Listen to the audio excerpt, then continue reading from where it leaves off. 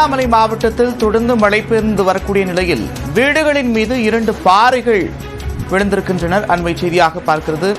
அதில் 7 பேரின் நிலை என்ன என்பது கேள்விக்குறியாக இருக்கிறது. வீடுகளின் மீது பாறைகள் சரிந்து விழுந்திருக்கக்கூடிய நிலையில் 7 பேரின் கதி என்ன என்று கேள்வி எழுந்திருக்கிறது. விவரங்களோடு செய்தியாளர் சதீஷ் இணைகிறார். சதீஷ், விவரங்கள். கட்டாயமாக நந்தா, திருவண்ணாமலை மாவட்டத்தில் பென்சால் புயல் எதிரொலியாக நேற்று 10 மணிக்கு தொடங்கிய மழை இன்று 2வது நாளாக தொடர்ந்து மழை கொட்டி தீர்த்தது. இந்த கனமழை எதிரொலியாக திருவண்ணாமலை மாவட்டத்தில் வெள்ளக்காடாக மாறியது. குறிப்பாக திருவண்ணாமலையில் கிட்டத்தட்ட 20 சென்டிமீட்டர் மழையை விட தாண்டும் என்று இன்று ஒரு நாளில் மட்டும் கூறப்படுகிறது. இதன் எதிரொலியாக அண்ணாமலையார் கோவில் பின்புள்ள 2668 அடி அந்த மலை உயரம் கொண்ட மலையில் இருந்து தற்போது அடிவார பகுதியில் நிலச்சரிவு ஏற்பட்டுள்ளது. குறிப்பாக வஉசி நகர் கருமாரியம்மன் கோவில் பகுதியில் உள்ள அந்த குடியிருப்புகள் மேலும் தற்போது 2 பாறைகள் அளவுக்கு சரிந்துள்ளது. தற்போது இதில் ஒரு வீட்டில் 5 நபர்கள் இருப்பார்கள் என கூறப்படுகிறது. இன்னொரு வீட்டில் 2 நபர்கள் இருப்பார்கள் என கூறப்படுகிறது. தற்போது நிலச்சரிவு ஏற்பட்டு வீடு முழுவதுமாக மூடப்பட்டுள்ளதால் அங்கு உள்ள சிக்கியவர்கள் நிலை என்ன என்று தெரியவில்லை.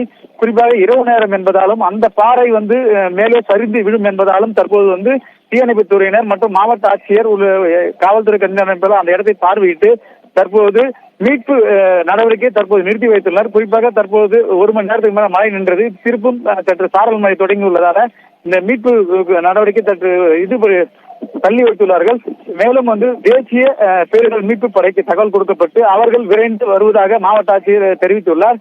குறிப்பாக இந்த மீட்பு பணியானது அதிகாலை மற்றும் நாளை காலை நடைபெறும் என்று மாவட்ட நிர்வாகம் சார்பில் கூறப்படுகிறது.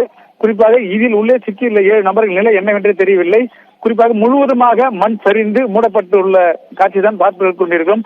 ஆனால் இரவு நேரம் என்பதால அந்த ஏரியா முழுவதும் மின்தடை இருப்பதால அந்த முழுமையான அந்த காட்சியை நம்மளால் பார்க்க முடியவில்லை. மேலும் தீயணைப்புத் துறையினர் காவல்துறையினர் அருகாமையில் உள்ள மக்களை வெளியேற்றி வேறு பகுதிக்கு கொண்டு செல்கின்றார்கள். ஆனால் மீட்பு பணி தொடங்கினாலும் அந்த பாறை விழுந்தால் மேலும் அருகாமையில் உள்ள வீடுகளும் பாதிக்கப்படும் என்பதால சற்று மாவட்ட நிர்வாகம் தயக்கம் காட்டுகிறது. குறிப்பாக திருவண்ணாமலை மாவட்டத்தில் இந்த மழை காரணமாக வரலாறு காணாத 30 ஆண்டுகளுக்கு பிறகு இந்த மழை பெய்ததாக கூறுகிறார்கள். இந்த மழையில் தற்போது நிலச்சரிவு ஏற்பட்டுள்ள சம்பவம் பெரிய ஒரு பாதிப்பை ஏற்படுத்தியுள்ளது. நந்தா, தேசிய பேரிடர் மீட்பு படை மீட்பு பணிகளில் ஈடுபடுவதற்கு இன்னும் கால தாமதம் ஏற்படும் அப்படின்னு சொல்லியிருக்கிறீங்க. ஏன் இந்த தாமதம்? அதே நேரத்தில் அருகில் இருக்கக்கூடிய மற்ற வீடுகளில் வசிக்கக்கூடிய மக்கள் மாற்று இடங்களுக்கு மாற்றப்பட்டிருக்கிறார்களா சதீஷ்? கட்டாயமாக நந்தா, தேசிய மீட்பு படை அதாவது திருவண்ணாமலையில் இந்த அளவுக்கு மழை வரும் என யாரும் கணிக்கப்படவில்லை. ஆகவே திருவண்ணாமலை மாவட்டத்தில் குறிப்பாக தீயணைப்புத் துறை மட்டுமே இந்த பேரிடர் காலங்களில் மீட்பு பணிகளில் ஈடுபடும்.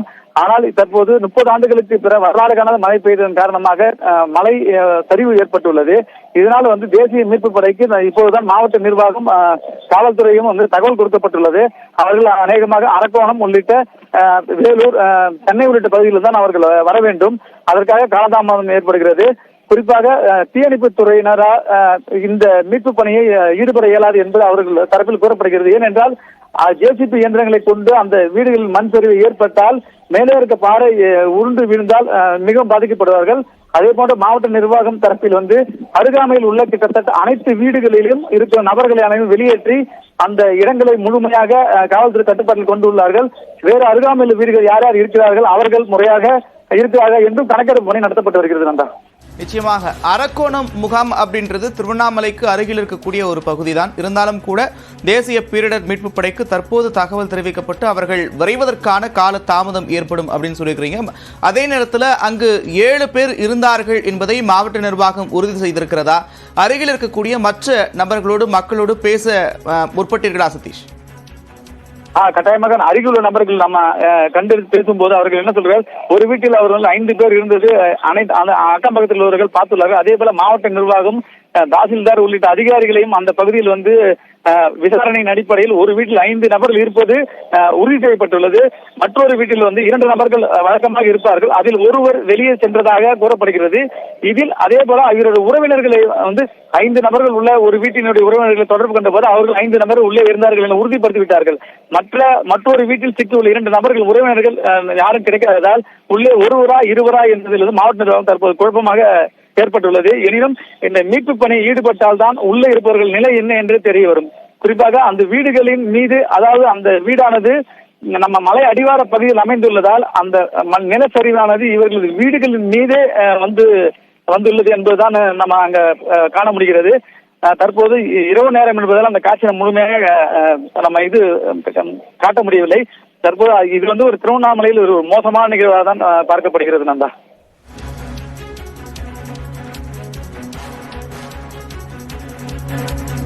கடுமையான மழையின் காரணமாக திருவண்ணாமலை மாவட்டத்தில் வஉசி நகர் பகுதியில் மலையிலிருந்து 2 பாறைகள் உருண்டு வந்து வீட்டின் மீது விழுந்திருக்கிறது. இதன் காரணமாக 7 பேர் அந்த இடிபாடுகளில் சிக்கியிருக்கலாம் என்று அஞ்சப்படுகிறது. மாவட்ட நிர்வாகம் தொடர்ச்சியாக மீட்பு பணிகளில் ஈடுபட்டு வரக்கூடிய சூழலில் நாளை காலை தேசிய பேரிடர் மீட்புப் படையினர் மீட்புப் பணிகளை தொடங்குவார்கள் என்று அறிவிக்கப்பட்டிருக்கிறது. விவரங்களை செய்தியாளர் சதீஷ் வழங்க கேட்டும் விவரங்களுக்கு நன்றி சதீஷ்.